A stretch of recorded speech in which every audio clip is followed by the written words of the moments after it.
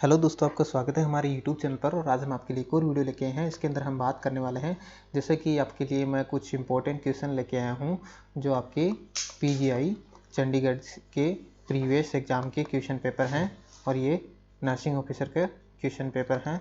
तो ये कुछ इंपॉर्टेंट यानी आपके प्रीवियस पेपर के क्वेश्चन हैं कि कैसा क्या पैटर्न रहता है, तो उससे रिलेटेड आपके लिए छोटा सा ये वीडियो है। तो इस वीडियो में हम ज़्यादा डिस्कस नहीं करने वाले हैं, इसके अंदर हम रिवाइज करने वाले हैं, शॉर्ट में क्वेश्चन देखने वाले हैं, बिना कुछ समझे बस क्वेश्चन देखते हैं, पैटर्न क्या है, उसका आंसर क्या होगा, तो ये देखते हैं। तो चलिए आगे बढ़ते हैं क्वेश्चन में। पहला क्वेश्चन है हमारे पास में, एक characteristics of infant and young children when have experience maternal deprivation. कौन सा करेक्टरिस्टिक्स आपको देखने मिलेंगे एक इन्फेंट या फिर यंग चिल्ड्रन के अंदर जो एक्सपीरियंस कर रहा हो मैटरनल डेप्रीवेशन यानी मातृभाव यानी माँ का प्यार, मातृ अभाव। मैटरनल डेप्रीवेशन का मतलब है मातृ अभाव, मतलब माँ का प्यार जिसको नहीं मिला हो, मदर केयर नहीं मिली हो, ऐसे पेशेंट का क्या सिम्टम्स देखने को मिलते हैं। तो पहला ऑप्शन है टेंडेंसी टुवर्ड ओवर ईटिंग, दूसरा है रिस्पॉन्सिवनेस टू स्टिमुलाई, तीसरा है प्रोननेस टू इलनेस, चौथा है एक्सट्रीम एक्टिविटी। तो इसका राइट आंसर क्या होगा, चलिए देखते हैं आंसर की तरफ। और अपना स्कोर भी देखना, आप कितना स्कोर करते हो। वैसे ये प्रीवियस क्वेश्चन पेपर है तो इसके अंदर आपको मिल गए होंगे क्वेश्चन, पहले आपने पढ़ रखे हैं, फिर भी आपको स्कोर अपना देखना है। तो चलिए आंसर की तरफ चलते हैं। Right answer is proneness to illness, यानी अगर किसी बच्चे को माँ का प्यार नहीं मिलता है तो वो प्रोननेस टू इलनेस होगा, यानी उसको बीमारी ज़्यादा बार बार बीमार होगा, बीमारी लगने के ज़्यादा चांसेस रहते हैं। तो वह बार बार मान लो वह दोबारा बार बार बीमार होता है, तो ऐसे मैटरनल डेप्रीवेशन में ये आपको देखने को मिलता है। चलिए नेक्स्ट चलते हैं। नेक्स्ट हमारा क्वेश्चन है, which of the following is the appropriate nursing action when caring a patient who has a radium implant the cancer of cervix. कौन सा आपका अप्रोप्रिएट एक्शन नर्सिंग एक्शन रहेगा जब आप किसी सर्विक्स के कैंसर के पेशेंट में आपने रेडियम इम्प्लांट लगा रखा है और उसकी केयर कर रहे हैं। एक पेशेंट है जिसको सर्विक्स का कैंसर है, उसको रेडियम इम्प्लांट कर रखा है, उसकी आप केयर कर रहे हैं, तो आपका कौन सा नर्सिंग एक्शन अप्रोप्रिएट रहेगा। पहला ऑप्शन आपके पास में restrict the visitor to more than 10 minute stay, दूसरा है store urine in lead linen container, lead 9 container, तीसरा है wearing a lead apron when giving care, चौथा है avoid giving IM injection to gluteal region. तो क्या इसका राइट आंसर होगा। क्वेश्चन नंबर 2 है, which of the following appropriate nursing action, कौन सा जो अप्रोप्रिएट नर्सिंग एक्शन रहेगा when caring a patient who has radium implant the cancer of cervix. आप किसी पेशेंट की केयर कर रहे हैं जिसको रेडियम इम्प्लांट कर रखा है कैंसर ऑफ सर्विक्स के लिए, तो क्या रहेगा आपका आंसर, ऑप्शन ए, बी, सी या डी। तो चलिए आंसर की तरफ। Right answer is a, restrict the visitor more than 10 minute stay. चलिए नेक्स्ट चलते हैं। नेक्स्ट हमारा क्वेश्चन है, केपर्ट सक्सीडिनम इज, केपर्ट सक्सीडिनम क्या है। पहला ऑप्शन है आपके पास में बर्थ मार्क, दूसरा है आपके पास में swelling on the face of the baby, तीसरा है collection of fluid under scalp, चौथा है swelling will not cross the suture line. तो इसका राइट आंसर क्या आएगा, केपर्ट सक्सीडिनम क्या है। तो पहला ऑप्शन बर्थ मार्क, दूसरा swelling on the face of the baby, तीसरा collection of fluid under scalp, चौथा swelling will not cross the suture line. तो राइट आंसर क्या आएगा इसका, right answer will be what is caput succedaneum. चलते हैं answer की तरफ। Right answer is collection of fluid under scalp, यानी स्कार्फ के अंदर अगर फ्लूइड का कलेक्शन हो जाए तो उसको आप केपर्ट सक्सीडिनम बोलते हैं, जिसमें हेड की साइज एनलार्ज हो जाती है। चलिए नेक्स्ट चलते हैं। When a patient is in liver failure, which of the following behavior changes in the most important assessment to report। देखिए क्वेश्चन है कि आपके पास में लीवर फेलियर का पेशेंट है, कौन सा behavioural changes is the most important to assessment the report, कौन सा मोस्ट इम्पोर्टेंट असेसमेंट होगा रिपोर्ट। तो पहला है शॉर्टनेस ऑफ ब्रीथ, मतलब आपको क्वेश्चन दे रखा है कि लीवर फेलियर का आपको पेशेंट है और कौन सा चेंजेस पेशेंट के अंदर कौन सा चेंजेस आप देखोगे कि उसको तुरंत रिपोर्ट करना चाहिए। तो पहला ऑप्शन है शॉर्टनेस ऑफ ब्रीथ, दूसरा है लिथार्जी, तीसरा है फटीग और चौथा है नोजिया। तो कौन सा आप असेसमेंट तुरंत रिपोर्ट करोगे लीवर फेलियर के पेशेंट में। तो चलिए आंसर की तरफ चलते हैं। तो right answer will B lethargy. Lethargy को आपको तुरंत रिपोर्ट करना है, क्योंकि ये जब आपकी ज़्यादा टॉक्सिसिटी हो जाए, ज़्यादा आपके जो वेस्ट प्रोडक्ट वगैरह बढ़ जाए, तो उसके बाद में चेंजेस देखने को, लेवल ऑफ कॉन्शियसनेस में चेंजेस देखने को मिलता है, तो आपको तुरंत रिपोर्ट करना है। चलिए नेक्स्ट चलते हैं।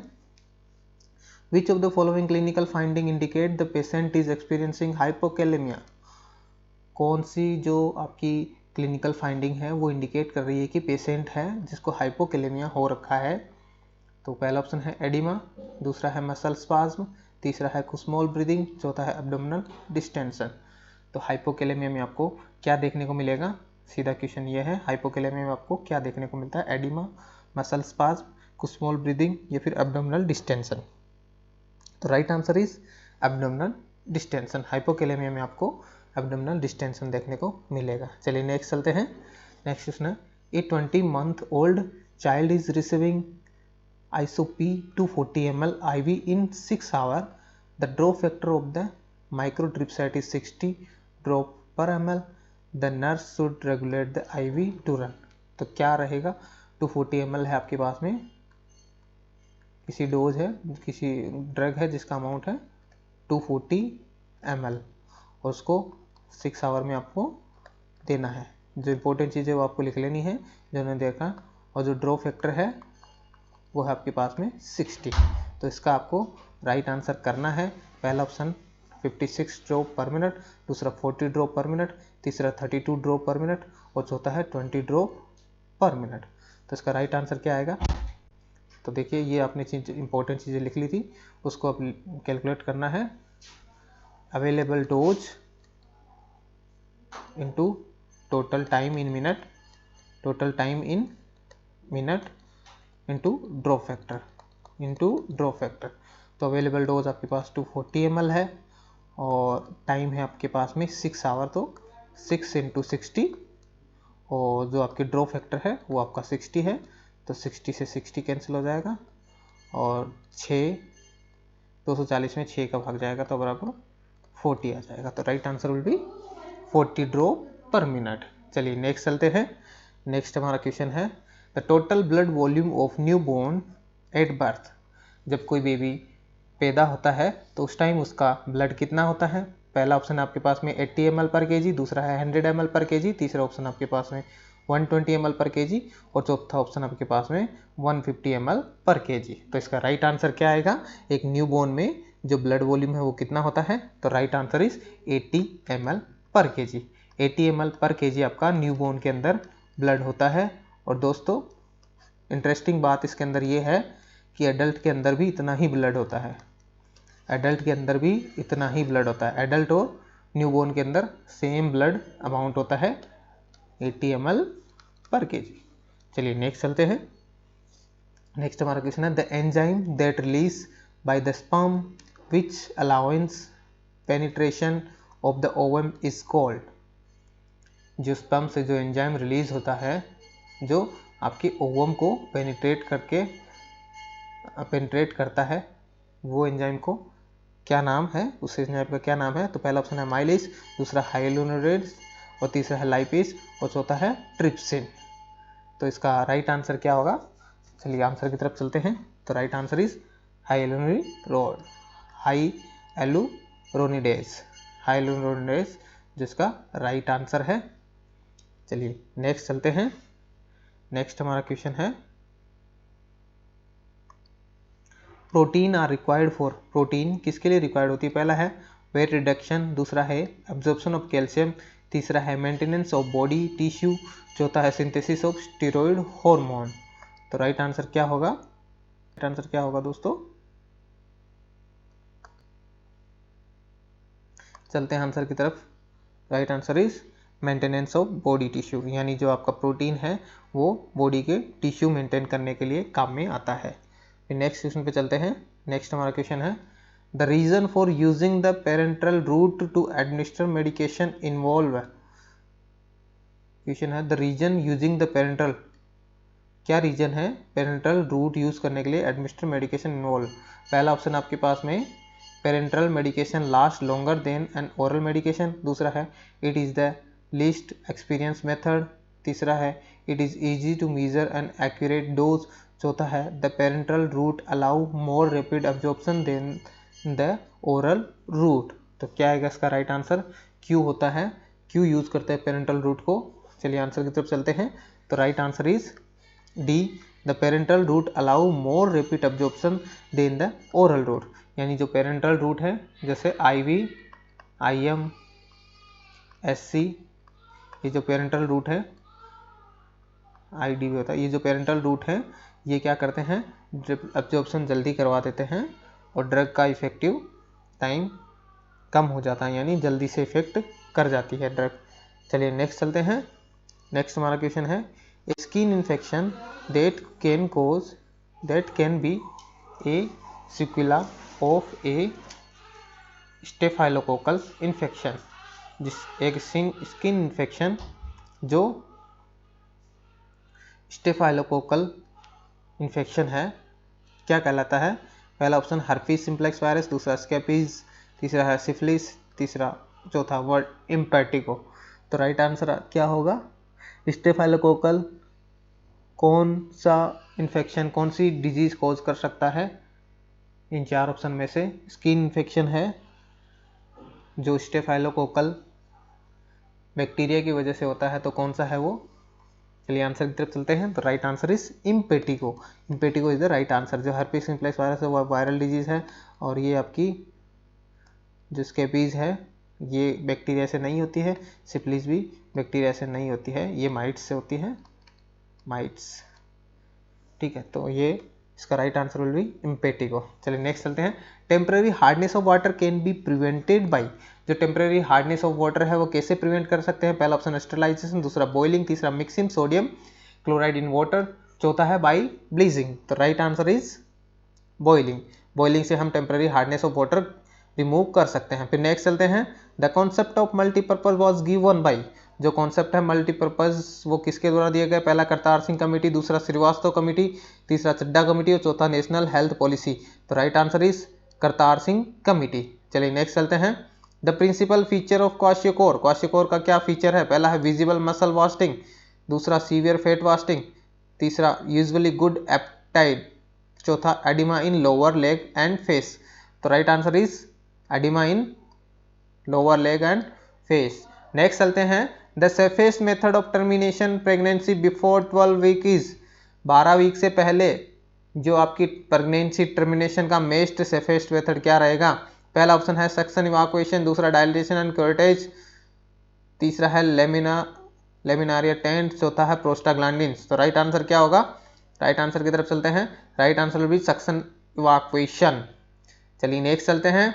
नेक्स्ट क्वेश्चन है inadequate intake of which vitamin by the pregnant women में cause renal neural tube defect NTD neural tube defect.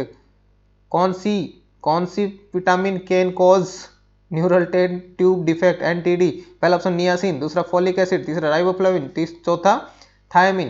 तो राइट आंसर क्या होगा? Right answer will be folic acid B9। चलिए चलते हैं नेक्स्ट क्वेश्चन पे।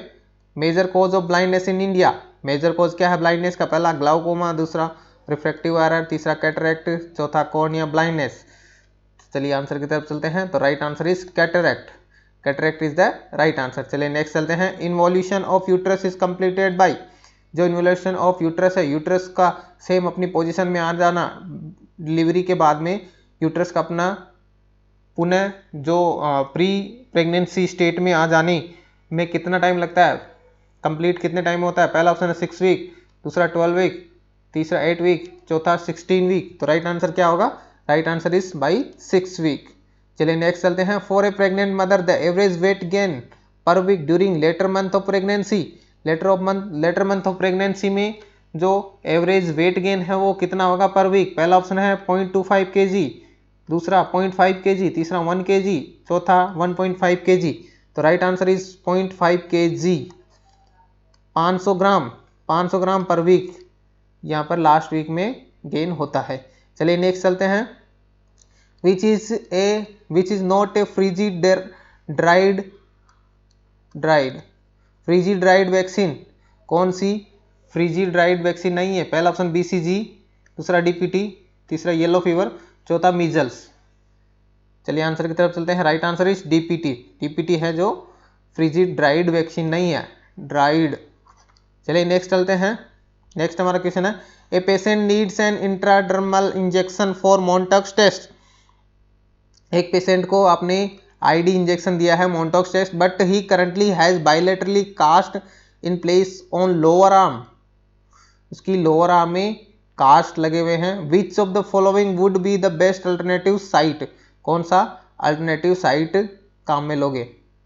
पहला ऑप्शन है एब्डोमेन, दूसरा लेटरल अपर आर्म, तीसरा मीडियम अपर आर्म और चौथा है एंटीक्वाइटल स्पेस। तो right answer is lateral upper arm. Lateral upper arm पे आप लगा सकते हैं क्योंकि अपने को आईडी ही देना है रूट। चलिए नेक्स्ट चलते हैं।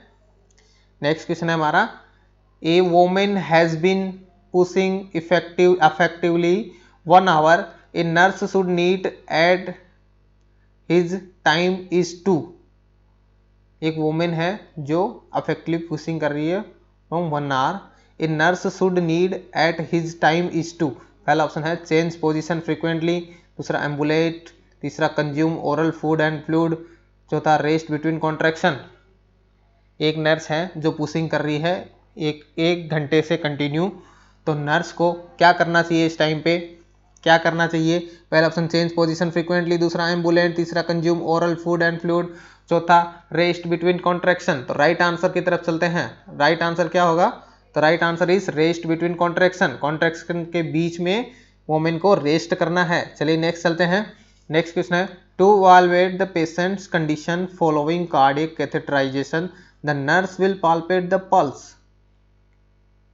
पेशेंट की कंडीशन इवाल्वेट करनी है कार्डियक कैथेटराइजेशन के टाइम पर। The nurse will palpate the pulse. Nurse को कौन सी जो पल्स पाल्पेट करनी है? पहला है इन ऑल एक्सट्रीमिटीज, दूसरा है एट द इंसर्शन साइट, तीसरा है distal to the catheter insertion, चौथा है अबव द कैथेटर इंसर्शन। चलिए आंसर की तरफ चलते हैं। तो right answer is distal to the catheter insertion. चलिए नेक्स्ट चलते हैं। नेक्स्ट क्वेश्चन है, the uterine blood flow at term. पहला ऑप्शन है 50 ml पर, दूसरा है 100 to 150 ml, तीसरा है 350 to 375, चौथा 500 to 750। तो राइट आंसर क्या होगा? Right answer is 500 to 750 ml। चलिए नेक्स्ट चलते हैं। ये क्या होगा? 500 से 750 ml पर मिनट। चलिए नेक्स्ट चलते हैं। The mean cardiac output of the fetus. Mean cardiac output क्या होगा फीटस का? पहला है 100 ml पर kg पर मिनट, दूसरा 225 ml पर kg पर मिनट, तीसरा है 350 ml पर kg पर मिनट, चौथा है 450 ml पर kg पर मिनट। तो राइट आंसर क्या होगा? चलिए राइट आंसर की तरफ चलते हैं। Right answer is 225 ml per kg per ml per minute. चलिए नेक्स्ट चलते हैं। Normally newborn loss weight in first week of life. जो न्यूबॉर्न है वो फर्स्ट वीक ऑफ लाइफ में कितना वेट लॉस करता है? पहला है 1% ऑफ बर्थ वेट, दूसरा 10% ऑफ बर्थ वेट, तीसरा 5% ऑफ बर्थ वेट, चौथा 20% ऑफ बर्थ वेट। तो right answer is 10% of birth weight. जो जितना बच्चा एट बर्थ पे पैदा होता है उतना 10% तक वेट लॉस होता है नेक्स्ट एक वीक तक। चलिए चलते हैं next. The immunity develop as a result of infection by pathogenic organism. Pathogenic organism से कौन सी इम्यूनिटी डेवलप होती है? पहला है एक्टिव इम्यूनिटी, दूसरा है पैसिव इम्यूनिटी, तीसरा है नेचुरल इम्यूनिटी, चौथा है एक्वायर्ड इम्यूनिटी। चलिए आंसर की तरफ चलते हैं। तो right answer is active immunity. यहाँ पर एक्टिव नेचुरल इम्यूनिटी होती है। अगर कोई इन्फेक्शन होता है तो एक्टिव नेचुरल इम्यूनिटी होती है, लेकिन अगर हम बात करें तो इम्यूनिटी एक्टिव और पैसिव की पूछी जाए कि यहाँ पर जो पूछा जा रहा है कि इम्यूनिटी यानी जो एंटीबॉडी बन रही है या फिर एंटीबॉडी मिल रही है, उसके अकॉर्डिंग ये क्वेश्चन मोस्टली पूछा जाता है। तो यहाँ पर एक्टिव और पैसिव पे पहले आपको ध्यान देना है, फिर नेचुरल पे आप जा सकते हैं। नेचुरल और जो भी आपकी आर्टिफिशियल होती है उस पर जा सकते हैं। तो यहाँ पर एक्टिव इम्यूनिटी आपको आंसर कर देना है। फिर चलिए नेक्स्ट चलते हैं। Anti-D should be given following A RH negative delivery with in. Anti-D कब देना चाहिए आरएच नेगेटिव डिलीवरी में? पहला ऑप्शन 48 आवर में, दूसरा 12 आवर में, तीसरा 24 आवर में, चौथा 72 आवर्स में। तो राइट आंसर की तरफ चलते हैं 72 आवर। जो एनटीडी है वो आपको 72 आवर के विद इन दे देना चाहिए, उसका रूट IM रहता है। चलिए नेक्स्ट चलते हैं।